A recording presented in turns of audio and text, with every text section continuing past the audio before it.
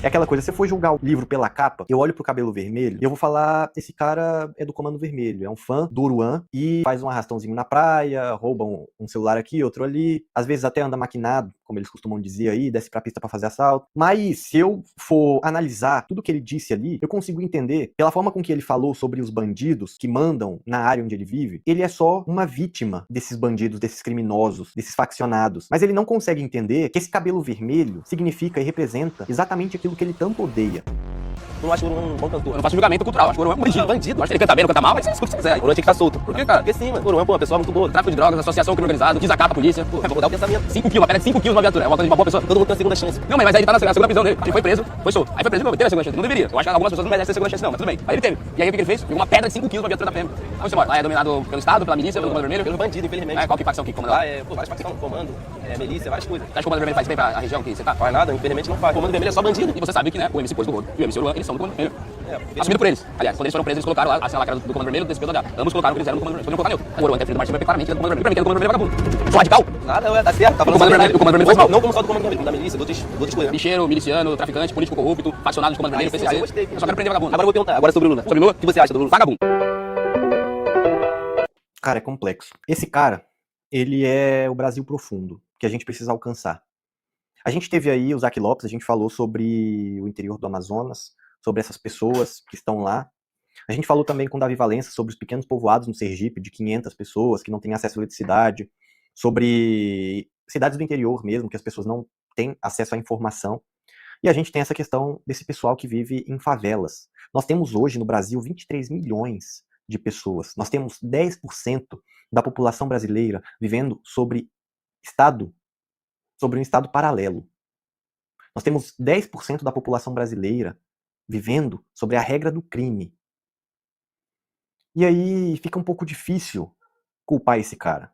Porque, olhando assim, é aquela coisa, se você for julgar o livro pela capa, eu olho pro cabelo vermelho e eu vou falar, esse cara é do Comando Vermelho, é um fã do Oruan e faz um arrastãozinho na praia, rouba um celular aqui, outro ali, às vezes até anda maquinado, como eles costumam dizer aí, desce pra pista pra fazer assalto.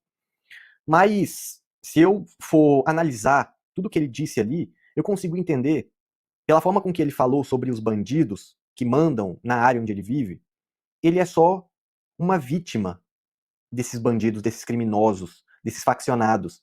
Mas ele não consegue entender que esse cabelo vermelho significa e representa exatamente aquilo que ele tanto odeia.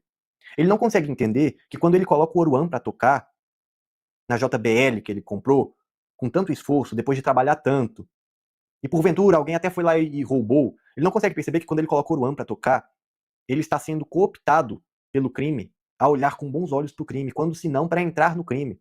E quando se não, nada disso, no mínimo ele está ajudando com que o Oruan, que é o porta-voz do Comando Vermelho, que é um faccionado, vagabundo, esteja nos Trend Topics, esteja no topo no Spotify, que seja ouvido por mais e mais pessoas.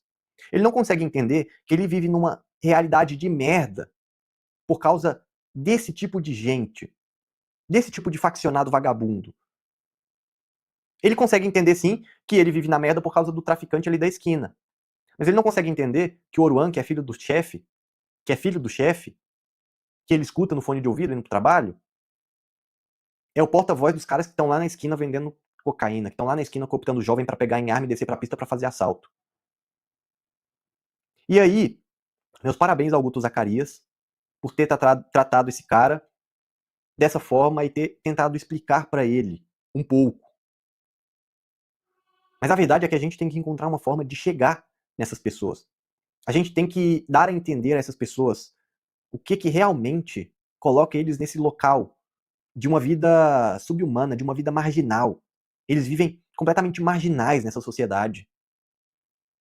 Eles são marginais. E marginais aqui eu não coloco como bandidos, no termo esdrúxulo da palavra, não. Marginais é quando você vive. O marginal é quando ele vive à margem da sociedade. Quando ele não consegue participar de forma efetiva daquilo que a sociedade está construindo. E aí, nós temos que alcançar esses marginais. E quais são as formas de alcançar esses marginais? É com uma educação? Quantos deles vão para a escola efetivamente? E quantos desses que vão para a escola, de fato, estudam? De fato, escutam o que o professor tem para falar? E quantos desses que escutam o que o professor tem a falar não escutam do professor as coisas mais retardadas que a gente possa imaginar? Então é uma missão muito difícil, muito dura chegar nessa galera. Qual é a outra forma de chegar nessa galera? É falando prendeu, matou? Talvez seja. Talvez seja explicando que prendeu, matou não é simplesmente você entrar numa favela e sair atirando para tudo quanto é lado, mas sim dando a oportunidade do bandido se entregar para ser preso, e se ele não fizer, que ele seja eliminado, mas de uma forma, digamos, flagrante. Poxa, você achou um bandido armado. O cara tá armado na sua frente. Aí você fala, vai se render? Se rende, beleza, prendeu. Não se rendeu? Matou. E é aí que vem a frase prendeu, matou. Não é simplesmente você entrar na favela e sair atirando pra tudo quanto é lado. Mas como que a gente vai conseguir alcançar essas pessoas para falar isso, para explicar isso? Como que a gente vai garantir que elas não escutem só o chavão e já tirem conclusões precipitadas pensando que a gente quer matar jovem preto favelado? É uma missão muito complicada. E tem outro fator também, que coloca essas pessoas no lugar onde eles estão. Às vezes eles percebem, outras vezes eles não percebem, outras vezes eles são inocentes demais para pensar que a política é tudo. Que a política não é um meio para mudar as coisas e tal. Que é o seguinte, esse cara, ele. Não estou dizendo que ele faz, mas eu sei de várias pessoas da mesma. Digamos, da mesma origem que ele, da mesma etnia, dos mesmos pensamentos, das mesmas formas de raciocínio, que elas vão lá e vendem o voto para um cara vagabundo. Que elas vão lá e votam em um vagabundo, às vezes sem saber quem é o cara, só porque o cara prometeu dar picanha para eles. Só porque o governador do estado falou, não, vota nesse cara que esse cara é bom. Só porque o presidente de um lado ou de outro falou, não, vai nesse cara. Aí a pessoa não sabe se o cara é corrupto, não sabe se o cara é bandido, não sabe se o cara é um mau caráter, não sabe se o cara tende a ser um ladrão, não sabe se o cara tem um trabalho na rua, não sabe se o cara tem um trabalho político, não sabe se o cara tem vocação, se ele tem experiência, se ele é capaz de realizar aquilo que ele está prometendo. Não. O cara vê lá, não, ele veio aqui, ele me prometeu alguma coisa, beleza. Ou, ah, não, o governador do meu estado foi lá e falou que ele é o cara. Ou, sei lá, um influenciador muito famoso, um ator global, foi lá e falou, não, vota nesse cara porque esse cara é bom. E o cara não consegue ter uma linha de pensamento próprio para conseguir chegar no raciocínio de que ele tem que pesquisar sobre o candidato, que ele tem que conhecer o candidato, que ele tem que saber quais são os verdadeiros motivos e intenções desse candidato. Porque isso aconteceu com o Sandro Mabel em Goiânia. Muita gente votou no Sandro Mabel simplesmente porque o Caiado falou, olha, esse é o cara de confiança, votem nele. Às vezes ele não era o mais preparado, não era o mais ilibado, não era o que tivesse uma melhor capacidade de gestão, mas foi o que o governador do estado, que na visão das pessoas tem feito um bom trabalho, indicou, então é nele que eu vou votar. Sendo que não pode ser assim. E aí a gente entra na parada da corrupção também, da compra de votos. Às vezes, esse cara que a gente tá falando, eu criei uma caricatura desse rapaz de cabelo vermelho aqui, pra gente falar sobre, e eu vou chamar de. Deixa eu pensar, um nome não relacionado a nada. Vou chamar ele de José. O José, criei uma caricatura de um rapaz de cabelo vermelho que não é esse cara que a gente acabou de reagir, mas é outro, para que eu não coloque em cima dele os adjetivos que eu possa usar aqui eventualmente. Olha só, às vezes o José, ele vai trabalhar para ganhar R$ 50 e ficar o dia inteiro na praia vendendo coco.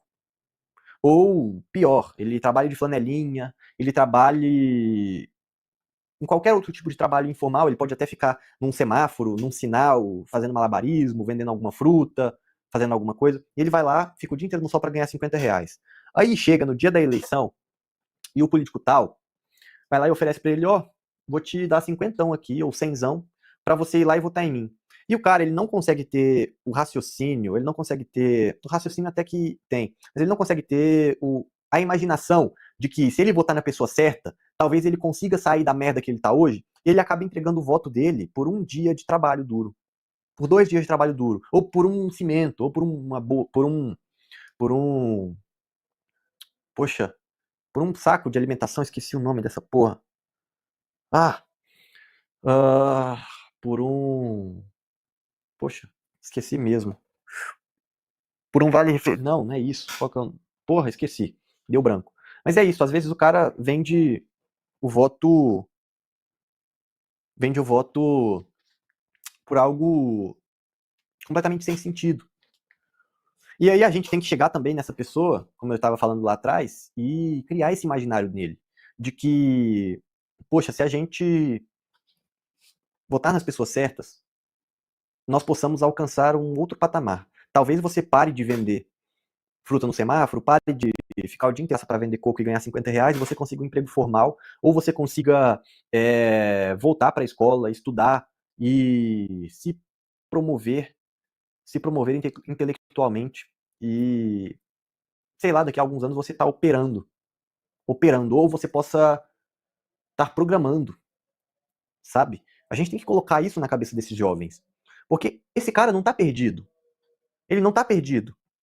Ele odeia o crime, porque ele vê o que o crime faz ao redor da casa dele.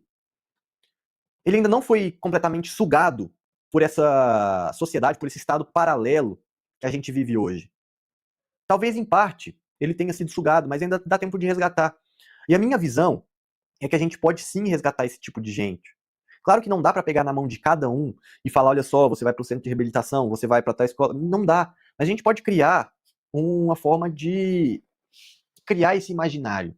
E aí vem aquilo, eu vou estar citando mais uma vez aquilo que o Davi Valença falou, porque eu acho que aquilo é extremamente importante e necessário para a gente, quando a gente está aqui tentando desenvolver um plano de país efetivo, sem ter ninguém no executivo, para além do Minato, que é o seguinte, se, vamos supor, um município pequeno aqui do Rio de Janeiro, municípios, não consegui pensar em nenhum. Vamos falar de Duque de Caxias, não deve ser pequeno, não é pequeno, mas já dá. Vamos supor que a gente consegue eleger quem agora? Pedro Duarte. Poxa, 2028, Pedro Duarte, não sei, eu acho que ele nem é de Duque de Caxias, mas só supondo. Duque de Caxias tem como prefeito Pedro Duarte no Rio de Janeiro em 2028. E aí a gente faz uma gestão, tipo assim, daquelas que dá inveja em municípios europeus de países de primeiro mundo. Aí esse cara, que tá lá no Rio de Janeiro, ele vai olhar pra Duque de Caxias e ele vai falar, putz, Duque de Caxias tá legal, né? Duque de Caxias, não sei como que fala carioca. Duque de Caxias, sei lá, foda-se.